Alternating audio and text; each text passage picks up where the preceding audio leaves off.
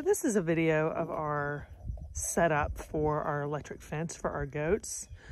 We did have them on a 5-wire paddock, but we're trying to reduce the amount of lines and get them to respect the lines. So we have a really good battery charger system set up, and now we've moved them to 4 lines. You can't really tell, but there is a 4th line right there. It's a yellow and black line. But essentially what we've got is we've got a simple rod, and if the fence isn't discharging enough, then we'll probably put 2 more rods there. But what it's connected to is our marine deep cycle battery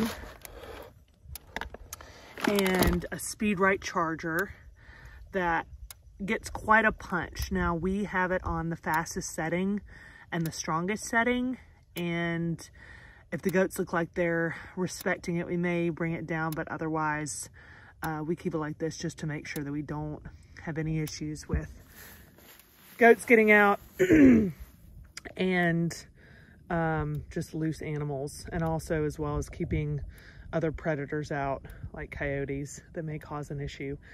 So then each of the corners are reinforced with these T-posts. We saw this from a video on Lunessa Farms, and it's a great way to just keep the fences taut.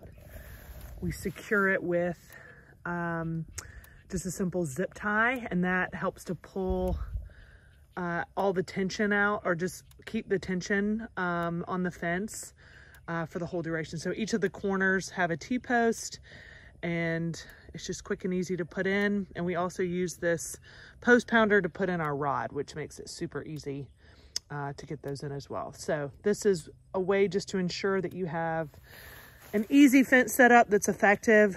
And then this nice little box just has additional quick ties, instructions, and keeps everything nice and dry.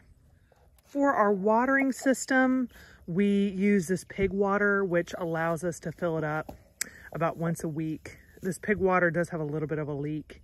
So if we had a lot more animals, we would use one that held the full tank capacity, but then it's easy for the bigger animals to eat out of the top, and then all the little guys can eat out of the bottom, or I'm sorry, drink out of the bottom, which everyone, and then it reduces the risk of any smaller animals falling in and drowning. So then what I wanted to show you was our goat mobile over here. And this was just a simple hay wagon, which my husband was able to just build just a top portion to. The green part was the original. And then he just used plywood just to build up the walls, and then made a simple roof out of, and then added the aluminum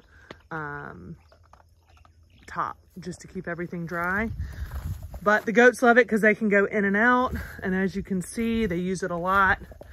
And what we do is we just fill it with shavings, and then about once a week we come in and we just sweep all this out, and we sweep it out of that hole, or we just sweep it out right here and then put fresh shavings in there. So this is a way for them to get out of the rain, get off the wet ground, and they can use it as they want.